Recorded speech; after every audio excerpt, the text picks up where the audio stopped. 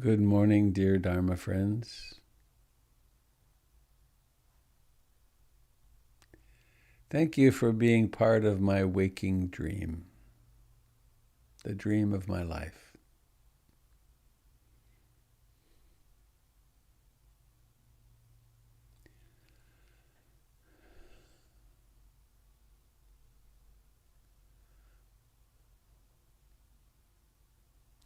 I had a profound realization recently.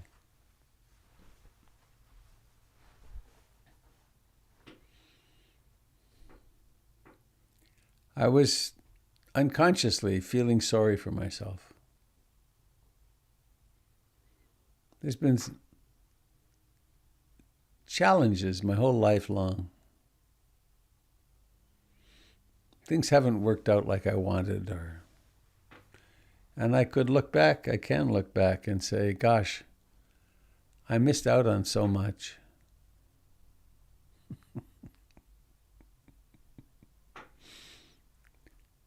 And then it became clear that those were thoughts, and they were thoughts through a mood, and they were through a mood of insecure attachment from my early childhood, and that they were that was just one iteration of a story.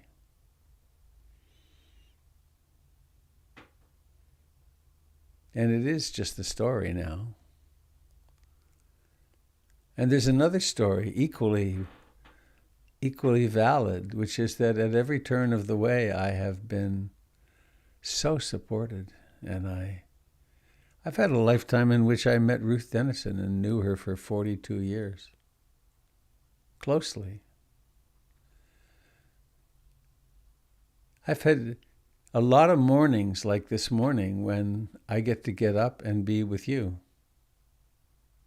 I mean, who gets that in their lifetime? I've had several very significant surgeries, one inside my head, in order to keep me alive longer.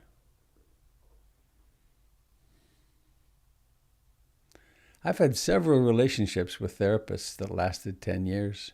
Two that lasted 10 years. One that lasted 12 years, till he had a heart attack.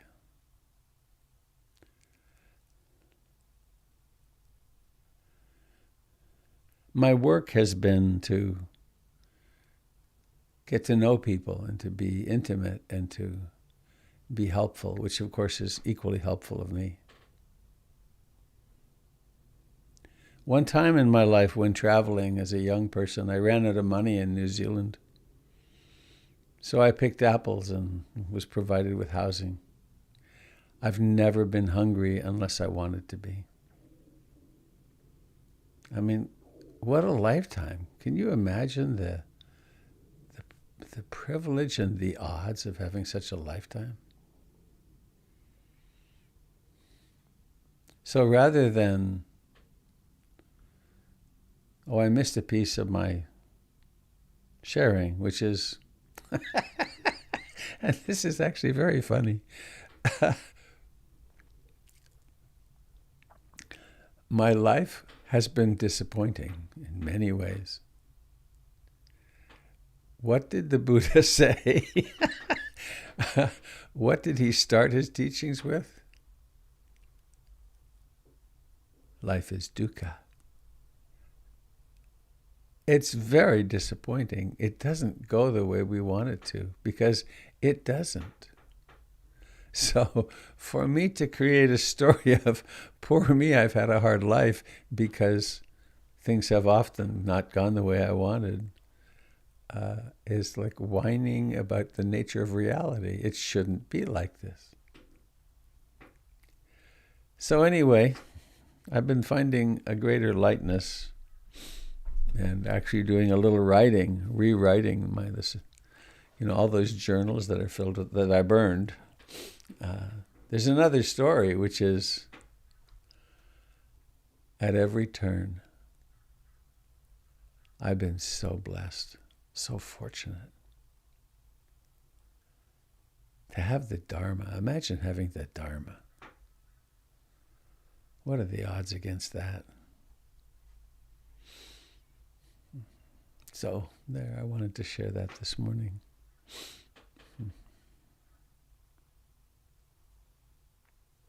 So this that sits here in this dream takes itself to be Robert Beatty. And I'm sitting in Portland, Oregon. And this is a broadcast of the Portland Insight Meditation Community. And I'm here with my dear friend Jim Dalton. Loyal, kind, big-hearted. A man of movement and poetry, and someone worthy of trust.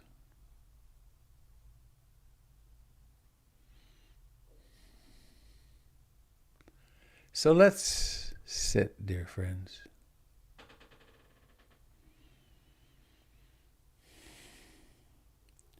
Let's go to a quietish place if we have it.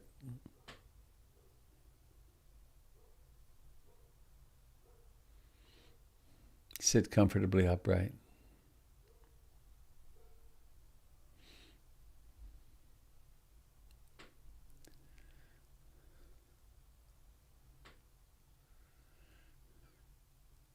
And let's take our sitting into quietness, into sitting still.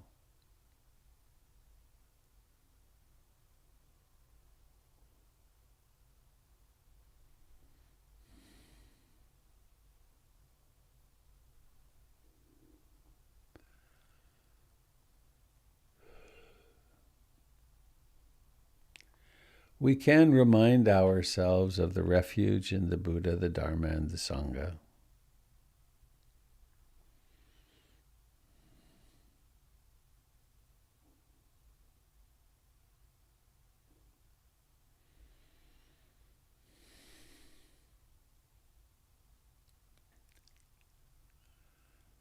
This is not some ancient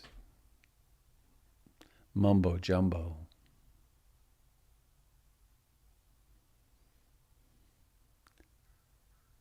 It's actually an act in the present moment. I take refuge in being awake, the Buddha.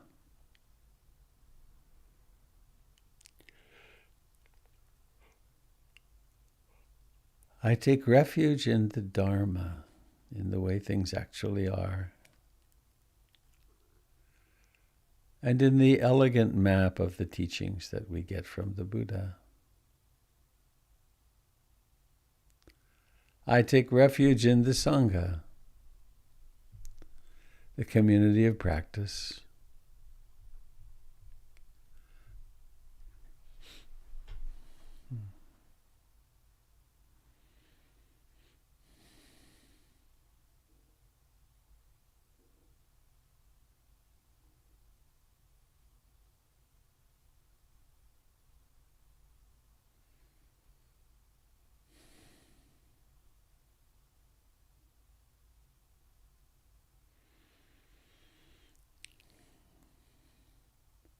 And it's such a familiar thing to come together and to sit down.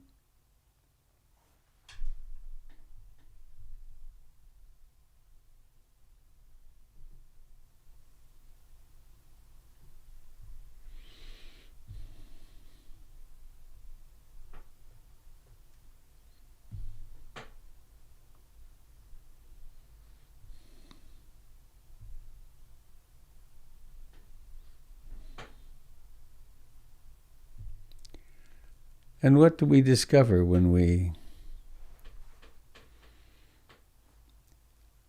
somehow mysteriously direct awareness to where the body meets the cushion or the floor?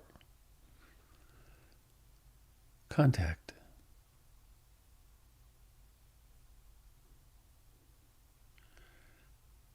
Or when we attend to the life in the legs and the feet.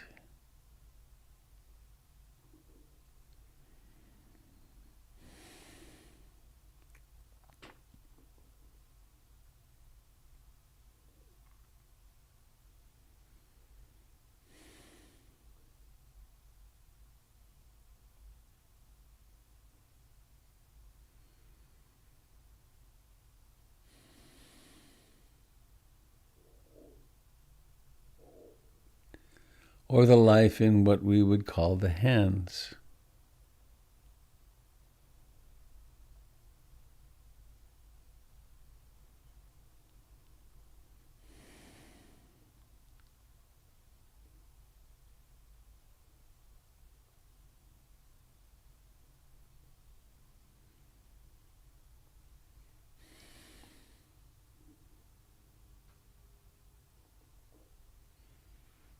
Or the life in what we call the face.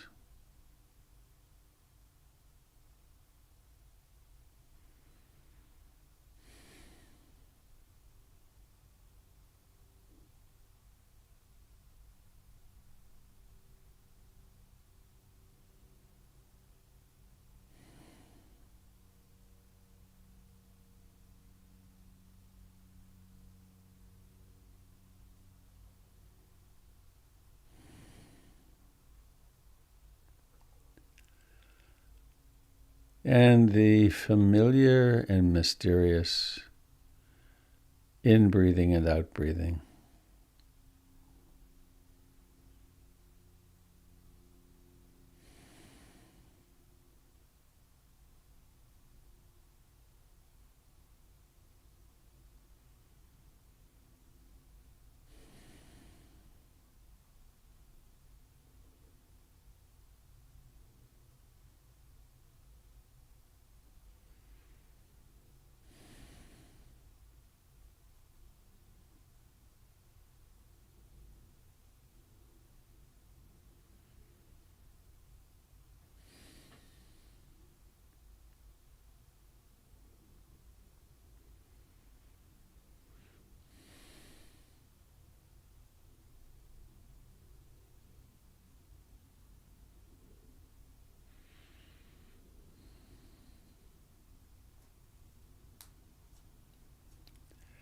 The real truth of practice is there's nothing to do.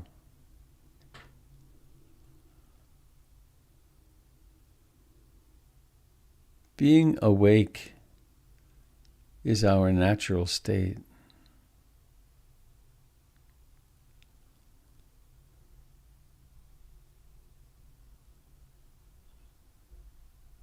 And so when the mind wanders into its familiar old grooves, wanting or not wanting, or restless and agitated, or sleepy dull, or doubting, when it's caught up in the emotion of the day,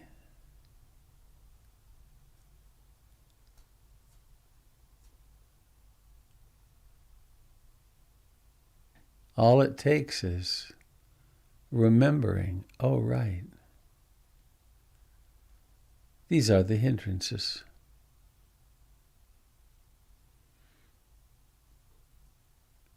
And that which knows them is not troubled at all. It just knows them.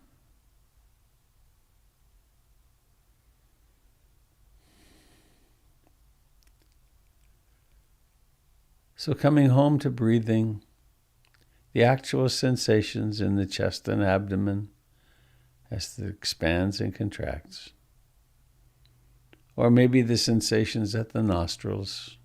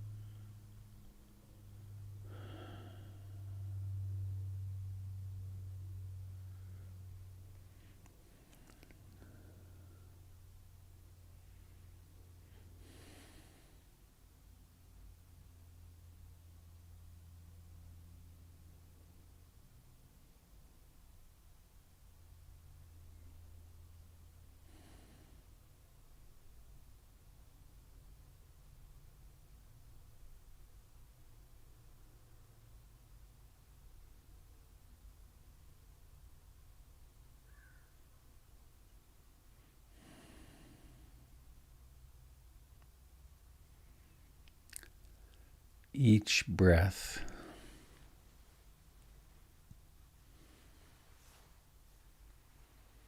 has a beginning.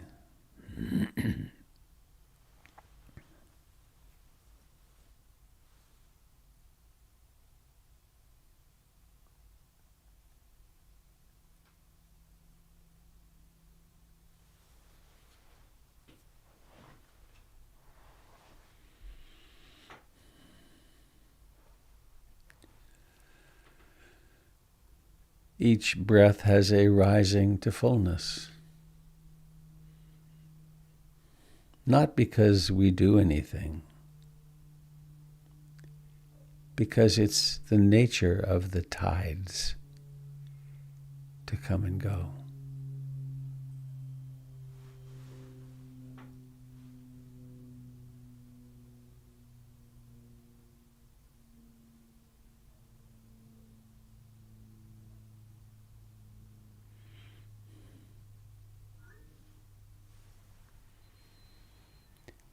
Each breath has a decline